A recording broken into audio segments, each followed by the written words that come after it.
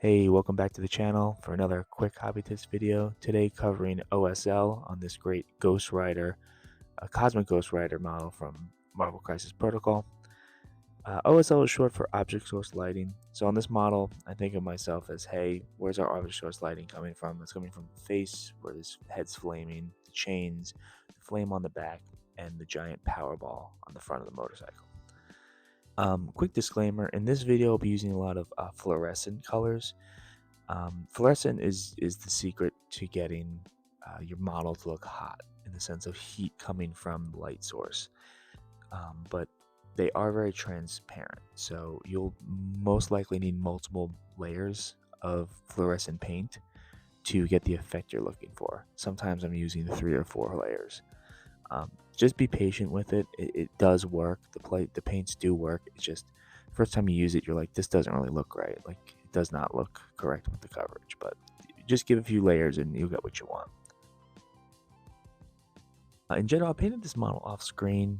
Very basic paint scheme. I kept it close to the box art just to keep the length of this video down.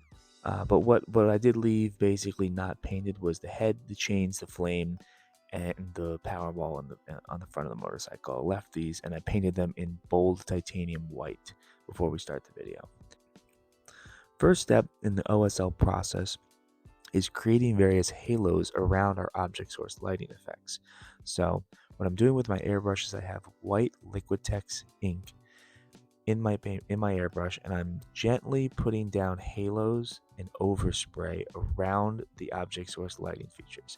So I'm going around the ball, I'm going around the edge of the flames and the chains, and I'm doing some overspray onto the model to show where the light would be bouncing off as a reflection point or as just the halo of light coming off an object.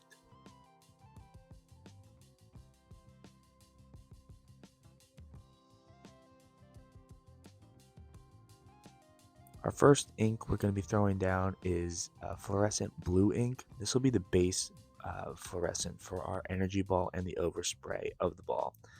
This paint is very translucent, and you're going to need a few coats for coverage that you want. I used about 4 for this, but again, it's the airbrush.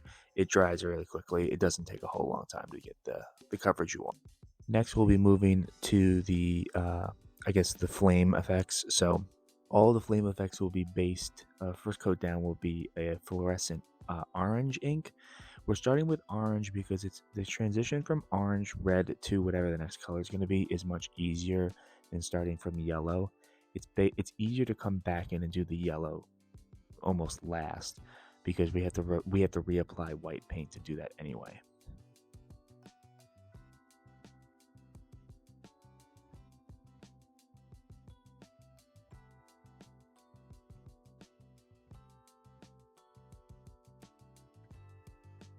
Now, you'll see in this is, for some reason, I have to mix some fluorescent acrylic paint into my ink.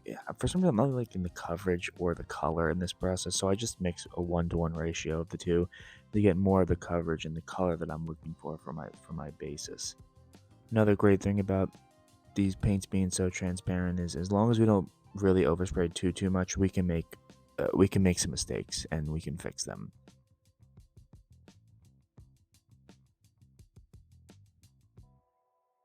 The next color we move to here is Bloody Red. This is a Vallijo acrylic paint. This is very sharp scarlet, great color for doing any kind of fire effects. It really pops. So I'm going now. I'm hitting the tops of the flames, the tops of the small flames on the chains, the flame on the back. I'm starting to do my slight gradient here, as you can see. Now, to redefine the true source lighting of the flames, I'm going back with my airbrush with white ink, and I'm carefully shooting toward the middle of the face and the source of the flame lights. I'm also going to be using my brush off camera. I lost the footage for it, but I'm using the brush to even more get details on where the light's going to be, mainly in the chain. I'm basically going with my brush and hitting the middles of the chain, middle to bottom of the chain, with white paint, because now we're going to reapply our source color.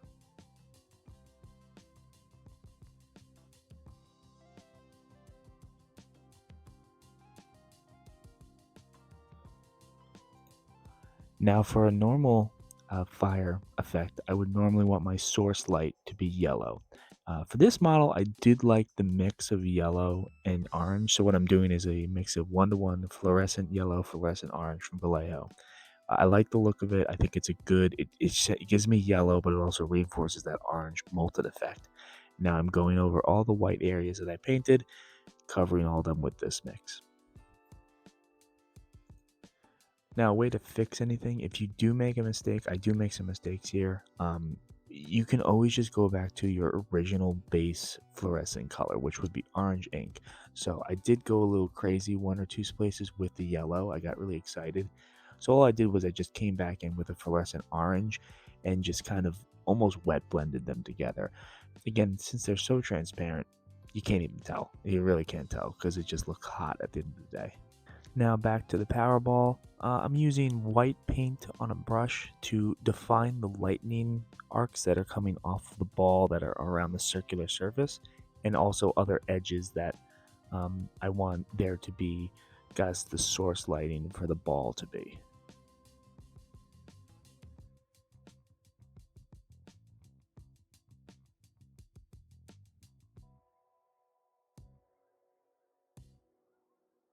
Next up in the process, I'm going to start bending my wire. This is the wire that I'm using. It's a 0.30 gauge. I get this. It's jewelry wire. I get it on Amazon. Very cheap. I don't think I'll ever go through this whole spool, but I might. I really like using this effect.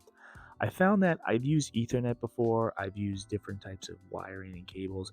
I think the smaller gauge is very important for getting that sharp angle lightning arcs that really sell the effect. If they're not sharp enough, they look like spaghetti. And we don't want blue spaghetti on the model. We want lightning.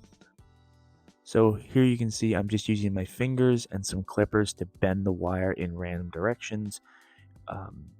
For just basics, you can just bend it in a bunch of different directions and be very random about it, and it will look good. You don't have to really worry about thinking about an overarching what the arc's going to look like. Just go crazy with the bending. Worst case, you can just bend it back. Again, since it is a thin wire, just be careful on how much you bend one corner. Just like many things, you bend it too much, it'll break. And this is definitely a delicate wire. Now, unfortunately, I lost the footage of me gluing it to the model. But basically what you do is you take both ends of the wire, you stick it in the tube of glue that you're using. I use Gorilla Super Glue Gel. You can also use the thin stuff. It also works well. And then you're just going to bend the wire slightly in between the 2 points you want the connections to be, and the glue plus the spring strength of the wire will hold the wire in place for it to set and the glue to dry. Also, if you have any super glue accelerant, this is a great time to use it to set that super glue in an immediate bond. Next, we're going to paint all the wire in white. This is simply with the brush, just painting the wire in white. Then we're going to come in with our contrast color of Frost Heart, and this will be the base coat for this wire. Next color we're going to use is Vallejo Sky Blue, where we're going to kind of dab and mix in around the colors of, I like to aim this where they're arcing, so where I'm looking for a right angle or a change in direction of the lightning arc, I like to start there with this color. Next, I'm just going to mix some white paint into this sky blue effect and try to wet blend / blend this into that area I'm painting, aiming more towards the tips of the change in direction or the arcs.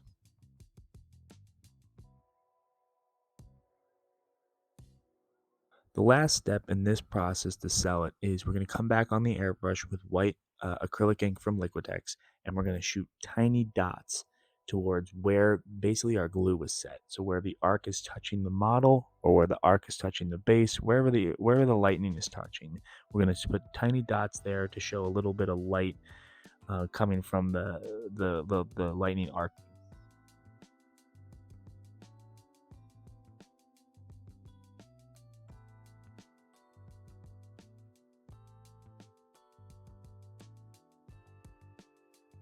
There you have it. Relatively simple. I didn't go crazy with the layering on this just to keep it somewhat simple for the video. You can take this many more steps of glazing, and blending the colors upwards using more acrylic paints to get more heat, more contrast. There's a lot of things you can do from here. The model looks great, but this is a great basis to start from if you wanted to continue getting more OSL effects. If you liked the video, please like, subscribe, all the good stuff. Gonna have some more Trench Crusade coming up next. It's the next thing I have in the queue, and hopefully you liked the video, and see you next time.